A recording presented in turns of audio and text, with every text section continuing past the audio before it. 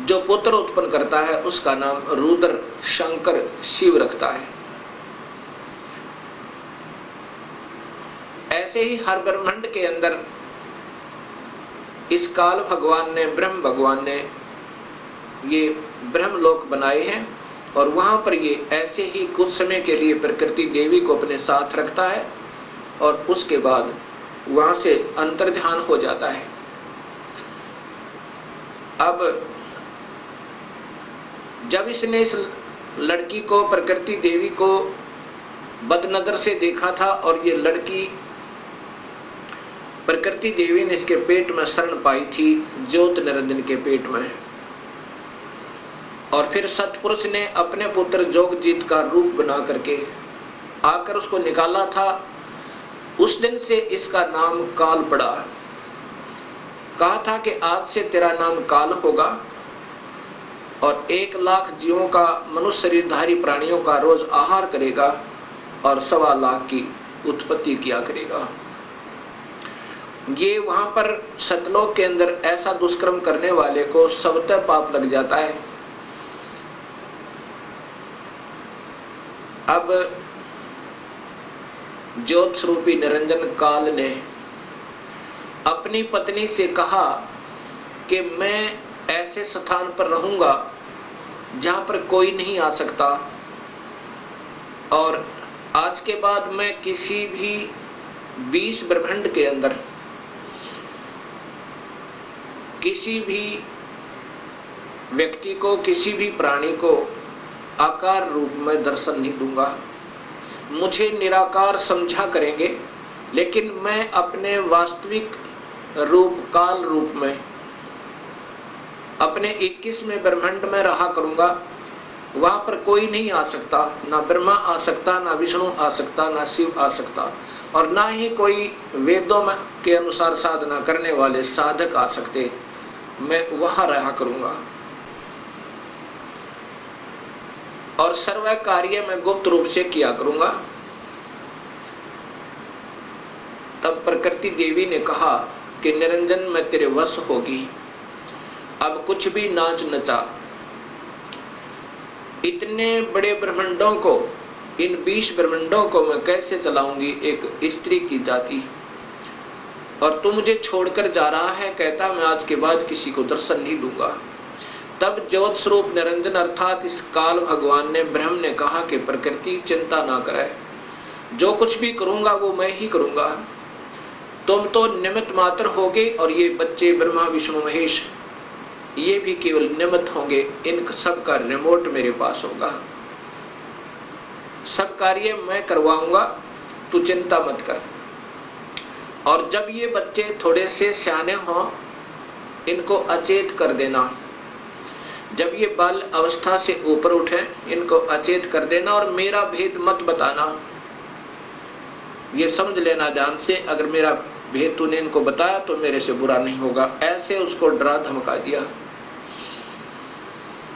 इस प्रकार ये काल उसके बाद निराकार कहलाता है, लेकिन ये आकार में अपने उस काल लोक में विद्यमान रहता है। जब ये बच्चे ब्रह्मा विष्णु महेश सियाने हुए, तब तक इनको अचेत रखा गया। जब ये सियाने हुए, उसमें ब्रह्मा को कमल के फूल पे, विष्णु को शेष सैया पे और शिव को एक कैलाश पर्वत पे इनको बेहोश रखा हुआ था और फिर वहां पर सचेत कर दिया। सबसे पहले ब्रह्मा को कमल के फूल पे इसी स्वयं ब्रह्म ने, काल ने अपने ही नाभि से एक कमल प्रकट किया। वो महाविष्णु, महाब्रह्मा, महाशिव रूप में, 3 रूप में ब्रह्मलोक में रहता है, हर ब्रह्मांड के अंदर। उस समय ब्रह्मा को उस कमल के फूल पर रख दिया। ब्रह्मा को ये नहीं मालूम कि मैं कहां से उत्पन्न हुआ, कौन मेरा माँ है, कौन मेरे पिता है। उसके बाद आकाशवाणी हुई कि तुम तप करो। ब्रह्मा ने 1000 वर्ष तक तप किया फिर आकाशवाणी हुई कि सृष्टि करो। तब ब्रह्मा ने सोचा कि मैं काहे की सृष्टि करूं, सब जगह जल ही जल है,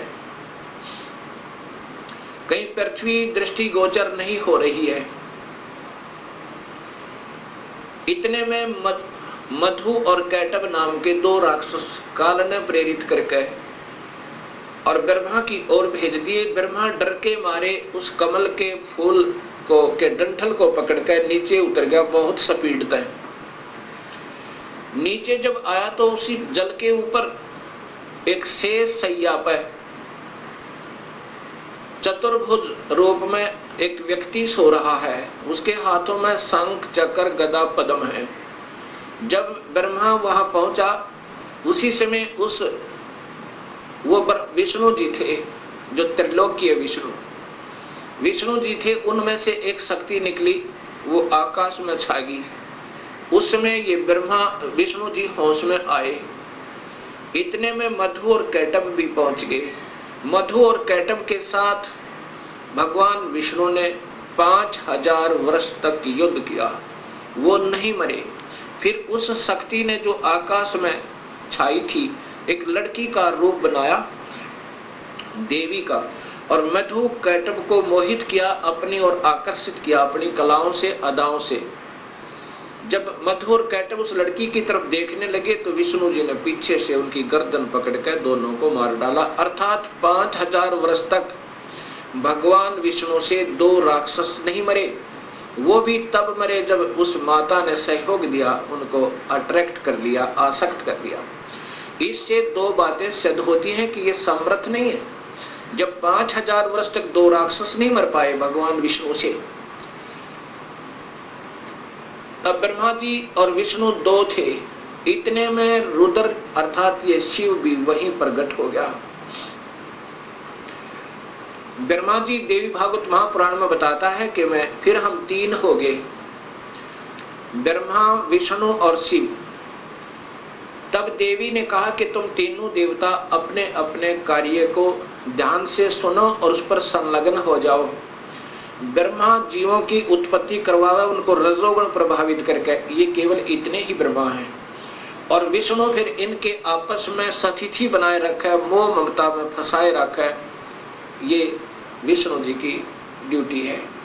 और शिव की ड्यूटी है कि ये संहार करे। तब इन तीनों ने कहा कि हे माई, हे देवी, कहीं पर पृथ्वी नजर नहीं आ रही है और पृथ्वी के बिना प्राणियों की सृष्टि, स्थिति और संहार असंभव है। तब वो देवी मुस्काई और कहा कि तुम, इतने में एक विमान आया और कहा कि तुम तीनों के तीनों इस विमान में बैठो और चिंता मत करना, घबराइयो मत।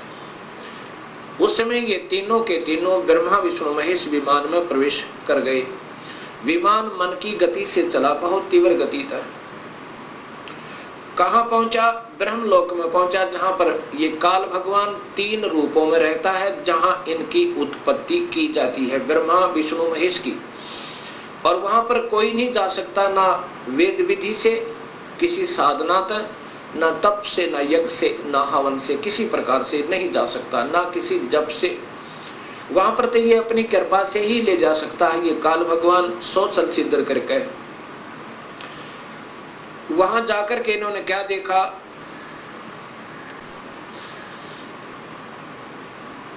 एक इंद्र देखा वहां पे, क्योंकि वो महास्वर्ग के अंदर एक महा इंद्र है। उसके बाद फिर आगे विमान गया, वहां एक ब्रह्मा देखा। जब दूसरा ब्रह्मा देखा तो शिव और विष्णु ब्रह्मा जी से पूछने लगे कि हे चतुरानन, ये दूसरा ब्रह्मा कौन है? तब ब्रह्मा जी ने कहा, मुझे नहीं मालूम ये कौन है। उसके बाद विमान आगे चला। फिर क्या देखा कि एक त्रिनेत्रधारी भगवान शिव दूसरा देखा, जो नंदी वृषभ पर सवार थे, हाथ में त्रिशूल लिए हुए थे।